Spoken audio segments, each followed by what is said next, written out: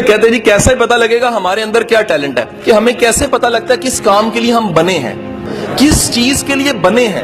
یاد رکھیے گا جس کام کے لیے بنے ہوتے ہیں پہلی نشانی یہ ہے وہ کام آپ کو ٹائم اینڈ سپیس سے آؤٹ کر دیتا ہے۔ اس کو اردو میں کہوں زمان و مکان سے اگر کام آزاد نہیں کرتا وہ کام آپ کا نہیں ہے۔ دوسری بات سنیے گا تو پہلی بات زیادہ بہتر سمجھ آئے گی۔ سر جو کام آپ کو تھکاتا ہے نا وہ آپ کا پیشن نہیں ہوتا، کیونکہ پیشن تھکاتا ہی نہیں ہے۔ جو کام جس کے لیے پیدا ہوئے ٹائم اینڈ سپیس سے آؤٹ کر دیتا ہے۔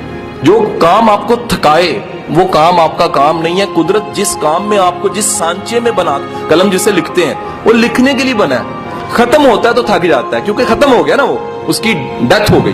لیکن یقین کیجئے وہ لکھتے ہوئے کبھی نہیں آپ تھکتا، خود نہیں تھکتا۔ کیسے؟ کیونکہ اسے بنایا ہی لکھنے کے لیے گیا ہے۔ حضور والا یاد رکھیے گا دوسری چیز ہے تھکاوٹ کا احساس نہیں ہوتا۔ سر تیسری بات یاد رکھیے گا جس کام سے قدرت نے آپ کے ساتھ جوڑنا ہوتا ہے، قدرت نے پیدا کیا ہوتا ہے جس کام کے لیے، اس کام سے آپ کی عزت جڑ جاتی ہے، آپ اسے رسپیکٹ کمانے لگ پڑتے ہیں۔ تو حضور والا یاد رکھیے گا جس کام سے قدرت نے آپ کو جس کام کے لیے پیدا کیا ہوتا ہے اس کام سے آپ کی رسپیکٹ جڑ جاتی ہے۔ چوتھی چیز یاد رکھیے گا سر جس کام کے لیے پیدا ہوئے ہوتے ہیں اس میں معاوضے سے بھی آزاد ہو جاتے ہیں۔ آپ کہتے ہیں معاوضہ تو آ ہی جانا ہے، معاوضہ تو مل ہی جانا ہے، یہ معاوضہ چھوٹی چیز ہے، اس سے بڑی چیز یہ ہے میں وہ کام کر رہا ہوں جو مجھے پسند ہے۔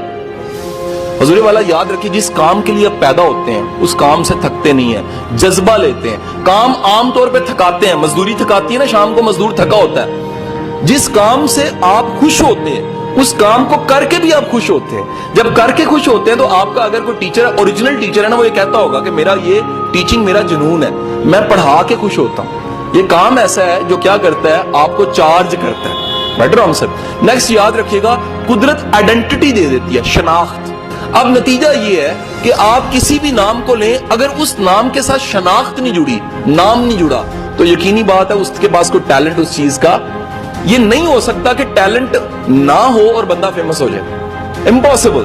ٹیلنٹ فیم بھی دے دیتا ہے آپ کو۔ نیکسٹ پوائنٹ یاد رکھیے گا جس کام کے لیے آپ بنے ہیں اس کام کی مشکلات کو بھی چوم کے گلے لگاتے ہیں آپ۔ یاد رکھیے گا جو بندہ اپنی منزل آگے سے آگے رکھتا ہے اس بندے کا پیشن ہو تو آگے سے آگے رکھتا ہے، کیونکہ رکاوٹ تو روکنے کے لیے آتی ہے لیکن جس کا جنون ہوتا ہے اس کو آگے بڑھانے کے لیے آتی ہے۔ لاسٹ پوائنٹ، آخری نقطہ یاد رکھیے گا آپ کا اوریجنل ٹیلنٹ ہے، اگر اوریجنل ٹیلنٹ ہے سر وہ چین سے نہیں بیٹھنے دے گا۔ اگر ایک کمرہ ہے اور اس کمرے میں شرارتی بچے کو بند کر دوں اور باہر تالا لگا دوں تو کیا ہوگا؟ وہ شرارتی بچہ تھوڑی تھوڑی دیر بعد نوک کرے گا، وہ شیشے توڑے گا، وہ چیزیں چھیڑے گا۔